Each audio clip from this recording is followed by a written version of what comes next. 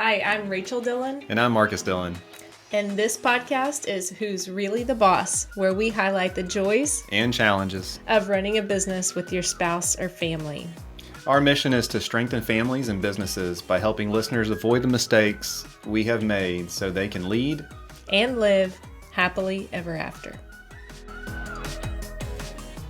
Houses, wrapping up this first really session on what it looks like you want to hire your spouse. Like, what are those initial conversations? The previous two episodes, we actually talked through just some things to consider, and then expanded that a little bit more in episode 2. And then now we are to the point where you've actually decided to hire your spouse. Is that correct? That's right. So you have been through all of those considerations, all of the alternative options of filling the need that you have, and decided that, yes, your spouse is the best option, not the easy option. Yeah. I don't know where we would be if we would have had us back then. I think we're talking a lot of people out of this, which is unfortunate because I really enjoy working with you and, having this be a part of our life together. So do not take this the wrong way that we're trying to talk you out of working with your spouse, but that we just want you to go into it fully informed, fully educated, and learn from our mistakes. That's right. And kind of like the premarital counseling, where you're talking through lots of issues that won't come up until a lot later in life. Better to know before you hire your spouse some of these things and have the conversations ahead of time, just to set out what are those expectations and what will it look like, not necessarily to decide that it's an awful option or it's not a good option. Hopefully that it will work out and it will be the best option. And so that's where we're going today, that your spouse or your close family member is the best option. And now you're deciding that, yes, you are going to hire them. All right. So we've gotten through background check.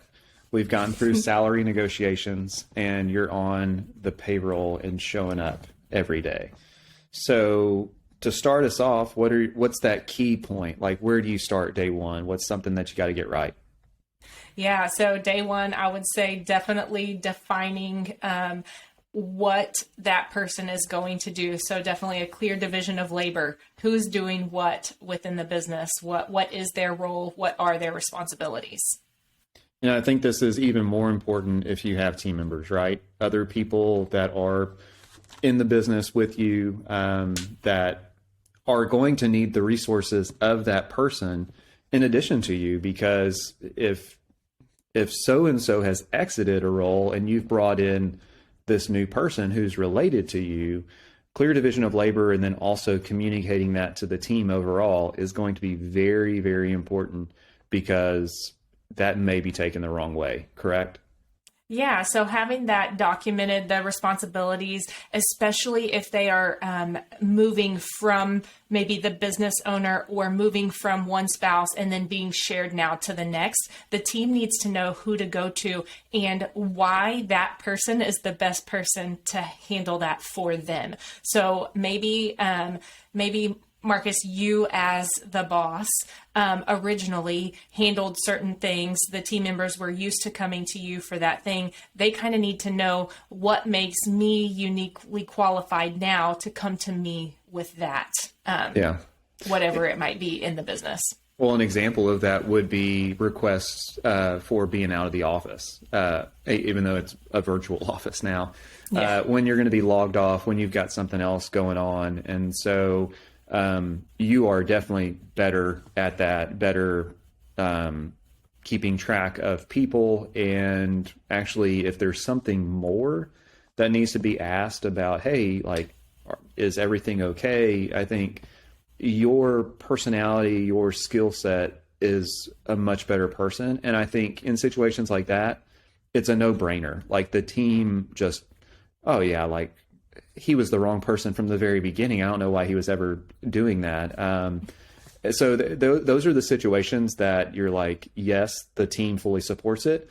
And I think if you back up to the first kind of the last couple of episodes, once you've made that decision, you've got to sell it to the whole team, right?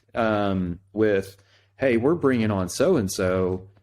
I think you may be met with some hesitation on where is this really going as far as a business?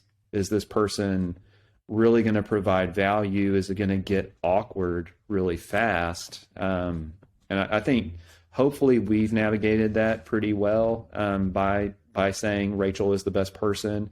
She handles this, and that really was a win for us, because the team knows when to go to you versus when they go to me. Yeah, and I think that's really on the spouse that's coming in as a new team member. You are coming in as a team member, so you have to show up for the team so that they can learn to trust you. They're not going to come to you if you're constantly out or, unable to help them. So having those roles and responsibilities, making sure that new person is equipped to do what they've been assigned to do so that the team can fully trust and embrace them as an additional member to the team. Yeah. A lot of the leadership books that we're reading right now talk about when you move from a single founder like we have to a leadership team, and most founders, they have a cap on their leadership based on what their individual skill set is. So whenever you bring in individual leaders and can expand the team and expand the leadership opportunities and skill sets than the one person, I think it applies to this situation as well. Like, what does that spouse, what does that other person do well that I guess aligns with the current vision and mission of the business? It really amplifies where we're going, and everything points in the right direction. And so hopefully some of those questions that you've asked prior to hiring are now just more supported by a team, and definitely division, like writing a job description. Would you go as far as that? So people really know what all is included?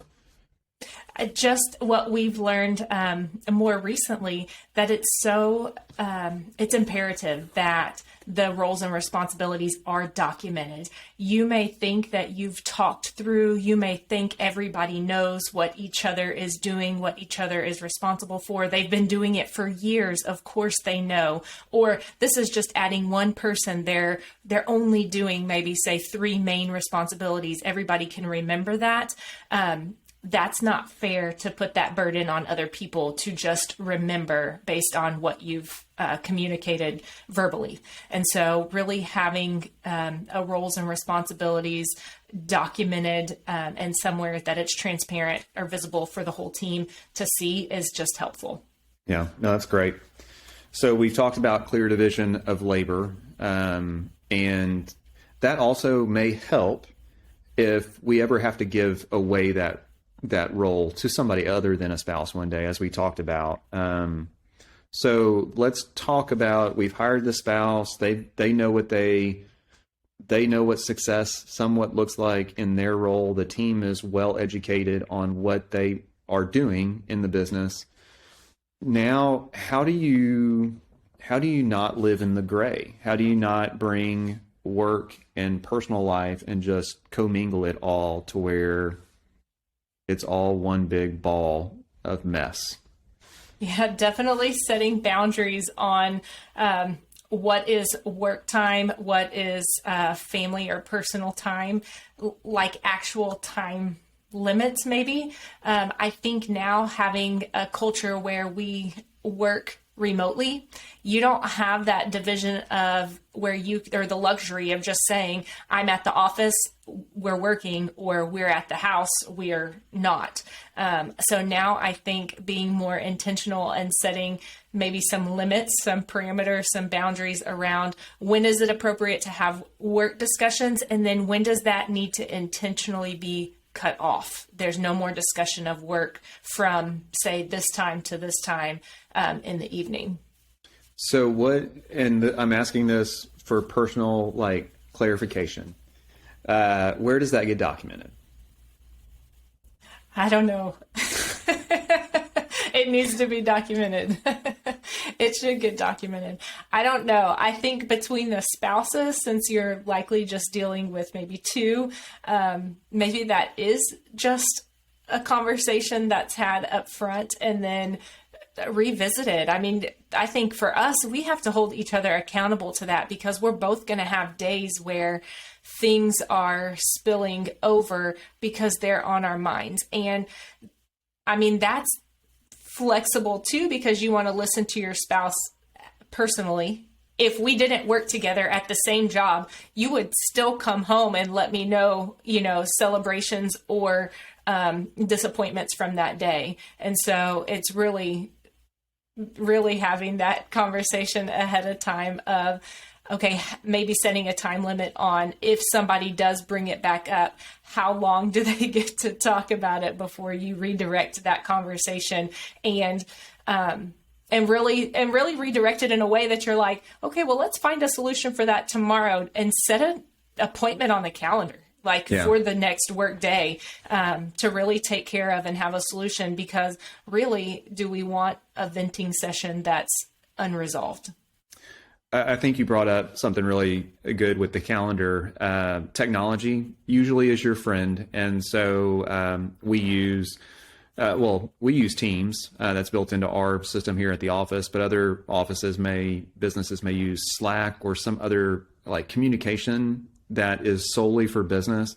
So I know a lot of times as an owner, I'll think of things when it's not appropriate to voice those to you, and I'll drop them into Teams, and I'll send you a message. I'm not expecting a response immediately, but that gets it off of my mind.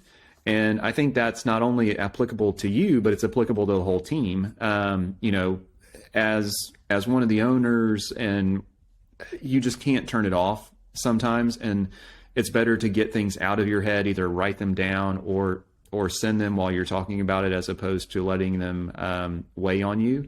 And so it may just be a simple, hey, was this done? Or what is my role in this? Where do you need support? And so sending that message and having the agreement that, hey, you don't have to respond to that now. I'm not expecting a response, because we've done the other side where it was like, hey, we're about to fall asleep, and hey, did you do so-and-so? Did you call this person, or did you follow up on this, or did you check? And so that's definitely not what you want to hear right before you fall asleep, because then that's just not good. That's not good for you. It's not probably great for our marriage. So I think using technology in a way that you don't get in as many fights about communication is a great thing. And I think having we spoke about it before, but having the candor to be able to say, if someone does ask you that because it is on their mind, and they just ask you instead of, they're standing or sitting right beside you, so they ask, it's just saying, hey, can you send me a message about that so I don't forget, is always a great way to approach that. And then that way both people have it off of their mind and can move on to something else. Yeah, no, that's good. The other part you pulled up, and we didn't talk about this really to this point, was we're still sharing, because so much of our life is the business, we're still sharing conversation and stories and asking for support or guidance of other people, whether they're in the business or not. So I know that whenever you worked outside of Dillon CPAs and outside of the home, we would talk about school, and I have no idea how to be an educator. I'm not wired that way. So I would give my opinion. It was never right, but and then the same for the things that were on my mind, when we're kind of hashing out the day. And you would give your opinion, or you'd be the cheerleader of the moment, and so, it was always right. It was always right. Always yeah. right. Which is why I think that's how I came into the business. I worked my way in. Yeah. So which is why you're here today and killing it. So if you just want a cheerleader and someone to hear that, it's probably not appropriate to bring that person fully on the bus, especially because the boundaries in my mind are kind of like those bumpers that exist in bowling alleys. And so sometimes those bumpers are up and then I forget and then the bumpers fall down and then I'm just throwing gutter balls all day long and you bring it back up. Hey, this is getting a little bit outside of scope. We need to put the boundaries back up. And so then I'll be good for another few days. And then something happens and the bumpers go back down and it's gutter balls again. So I think as the person who may be in the position, you have to be okay with that other person telling you not now. And you have to be open, like that there's more important things than having that conversation at that moment. Obviously, if it's an emergency, you're probably going to give me a lot of grace and be like, okay, let's figure this out. Let's drop whatever we're doing. But it's not fair to you. It's not fair to the family or anything else that we're focused on that we only talk about the business the rest of our lives, I think. Yeah, for sure. And if your kids can name a client's name or have a heavy sigh on a team member's name or something within the business, that means you are talking about work way too much at your house on personal time. Yeah, that's good stuff. Yeah, you've been on plenty of conference calls with kids in the back seat. Yeah. For sure. Yeah, lots of memories there. So, all right. So we talked about the clear division, the boundaries. What's next? What could get awkward real fast?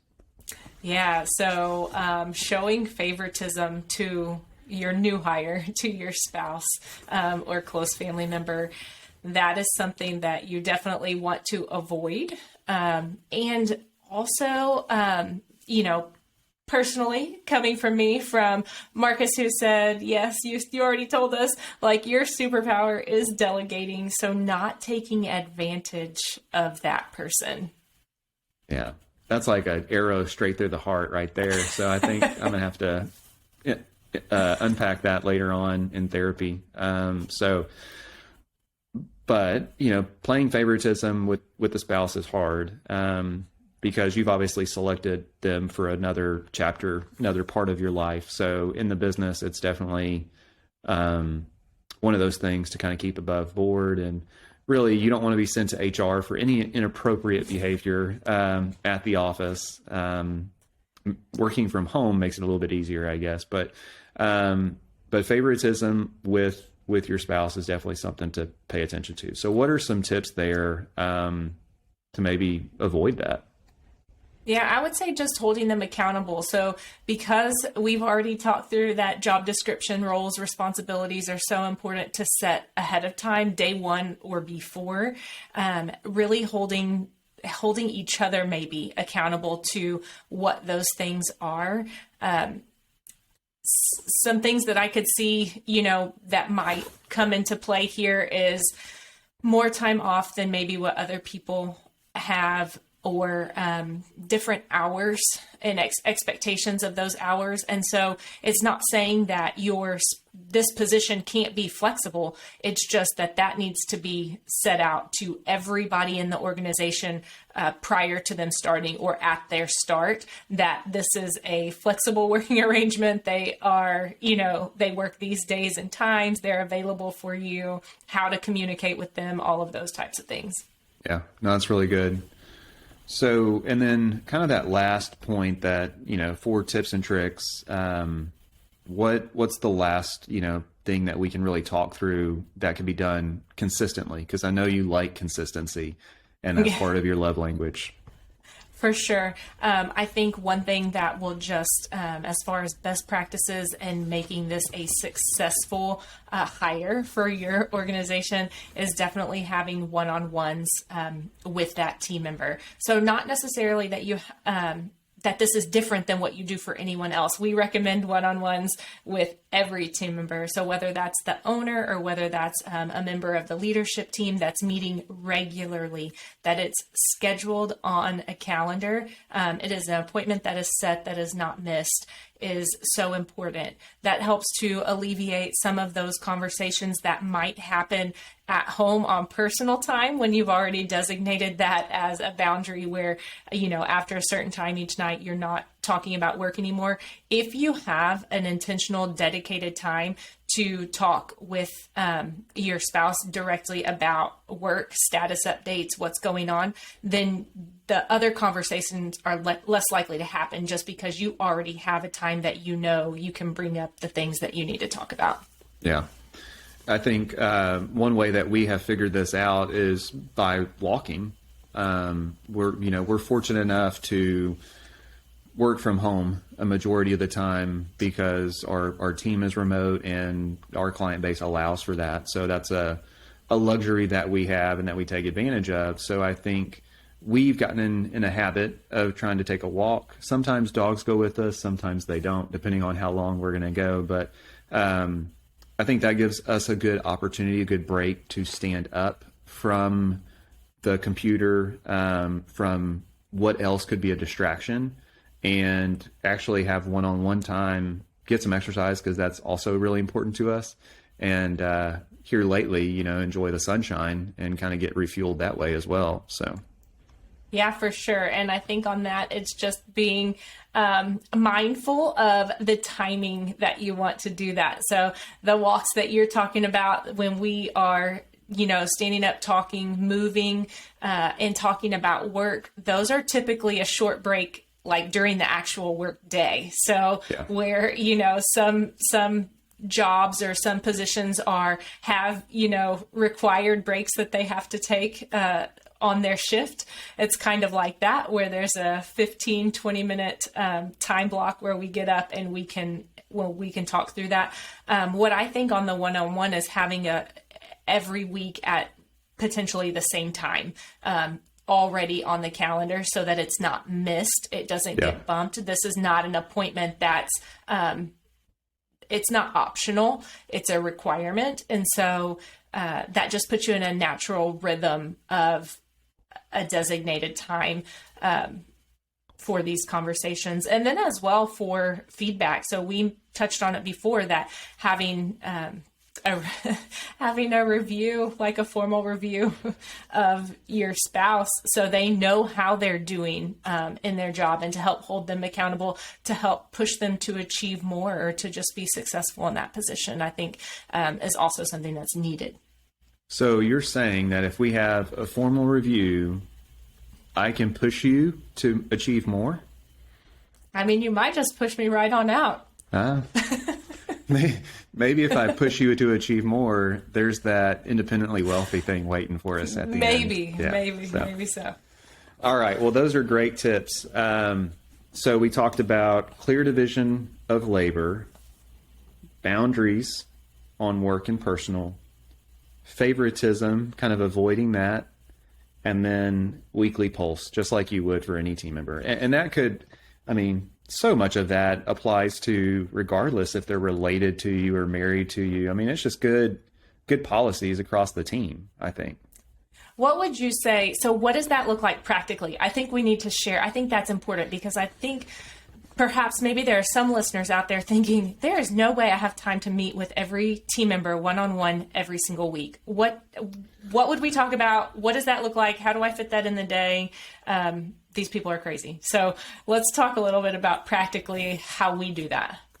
So I think you're short-sighted if you say that. And I'm speaking from experience, because what is more important than your team? And even here, we believe that the team member, we're going to side with the team member, really go through whatever issue it is. Could it be client, something come up? More times than not, we're going to side with the team member if they've done what's right and honorable and followed the process that we have laid out. So that being said, you have to have a pulse of what's going on in your team. You can't let some negativity or anything bubble up, whether it's, overwork, burnout, or if it's just loss of excitement in what they do. Those are great conversations to have and to know and address, versus sticking your head in the sand and not being aware of those situations and something bigger happen more abruptly. So what's that look like for us? I mean, each one of our leaders on our lead team have a group of, direct reports where they're checking in one-to-one 15 minutes a week, and it's just a 15-minute conversation. So yeah, if someone has 4 to 6 meetings that they're in because they're talking to their group and then they're talking up to maybe their leader, that's an hour and 15 minutes of their week, which is it's not small, and hopefully it's at least 15 minutes. Hopefully they have relationship and bond and can cultivate something bigger than just work. That's what we hope for. But honestly, I wouldn't trade that hour 15 for client work at any point of the day, because it's so much more important to build that relationship and have a solid foundation here and have happy people serving clients better than having someone that's just worried about the next task on their list. So that was from a leader perspective. So, at a team member perspective, maybe it's only 15 minutes, 30 minutes that they're having in addition to their regular work week. And when you put that in perspective of a 40-hour week, 36 to 40-hour week, it's not a lot at all. I know we have a whole team of high achievers that would rather probably take the 15 minutes and spend on a client, but for the health of their role and the health of the organization and the team, no way. That's important. Yeah. And so just putting numbers to that, our organization, we have 17 members, including you and me. And so that really looks like 5 different people with having, a 15-minute conversation with anywhere from 2 to 5 people per week. And just if you're wanting a transition into that, so if you're not having any one-on-ones, any intentional conversations that are set weekly within your organization, we actually started with an idea that we got from Entre Leadership, and it is a weekly survey. The thing with the weekly survey is it's not necessarily a conversation. It's a survey where team members are letting us know their workload, their stress level, their overall morale, their high from the week, their low from the week. And that takes them about probably 6 minutes or less to fill out. That's both personal and work. It doesn't matter their highs and lows or their stress, where it's coming from. Usually they let us know where that stress is coming from in their low from the week. And then I respond back to that. What I found is that now that our team is at 17, me responding back to that only once a week, which we still have in place, I still know what's happening with our team and have a pretty good idea of how everybody's doing. But what we found was that it's not necessarily a conversation where you're getting back and forth in real time. So while I'm still giving feedback to every single person, it is also nice that they have somebody else on the team who can listen and maybe help them work through a problem that understands the technical aspect of their job, where if there is a solution that's needed for something that they're doing at work, it can be given right away. Yeah. And some people may be, our industry as a whole is very, it hasn't come full circle as far as embracing new things. And so a lot of people that are stuck in old ways of doing may say, these people are, why are they spending time doing that? It's kind of big brother, maybe. I don't really care what's going on in their life. They need to live that at home and not bring that stuff to the office. But I don't know.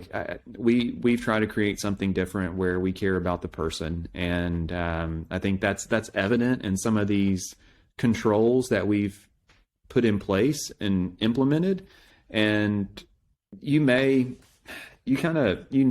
burnout's happening, and a lot of times it's the stress that the person is having isn't related to work necessarily. It's related to kid activities and life, and maybe something that's going on in their spouse's life, so it allows us to be caretakers of our team, and just continue to create a great place to work. And so I love that we do that. I think we can easily apply that to the working spouse situation and give room for that and dedicated time per week. So anything else that you want to leave people with, like as far as just now you've hired them, where do you go?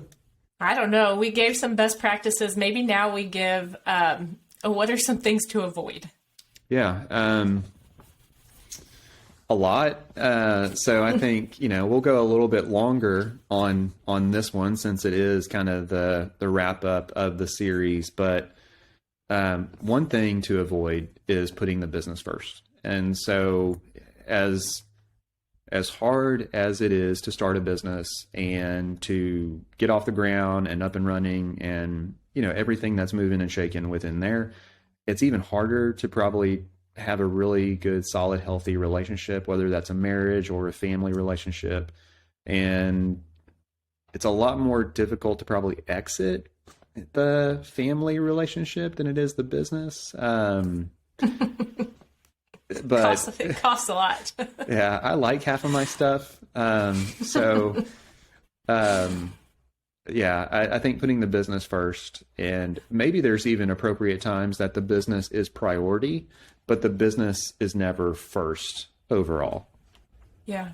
And our mission statement here at Dillon CPAs is developing confidence to think and live beyond the numbers. That applies both, to our business and to our family. It is not just about revenue. It is not just about sales. It is not just about the business. It is about what that business allows you to do for your family, with your family, in your community, in the world, to help others. And so really looking at what is really priority in your life and how does the business help you to achieve those things really that are ultimately important. Yeah. I think another one that something to avoid is too much time together. And I don't know that we're healthy in this because we spend a lot of time together. You're my favorite person. Spoiler alert there. But we spend a lot of time together, and it is appropriate in life to have other groups of friends, other relationships beyond a marriage or beyond an office type setting. And so that's something that you would likely have to avoid. So do you want to speak to anything there? Yeah. So just looking at, do you have friends that you have outside of work and outside of, I guess maybe other couples that you do things with? I don't know. Do you have hobbies that are different that you can enjoy with other groups of people besides just with your spouse? And so, I think looking at that, we do enjoy a lot of the same things, maybe because we've grown up together and having been Marcus and Rachel since we were 16 years old, that makes things just a little bit different for us. But yeah, definitely making sure that one person's hobbies don't get neglected because you're trying to do everything together all the time. Yeah. And a great example of that is you've got a ladies' Bible study that you go to that I'd probably be welcome at, honestly. Like, they would love me, but I choose to let you do that solo. And then I've got some, hobbies that I like that you particularly don't care for, that revolve around sports or cars and things like that. And so I think it's finding that balance between, and that's relationship balance. That's not even, a working spouse balance. I think that's just overall relationship. Yeah, for sure. All right. And then what you got last?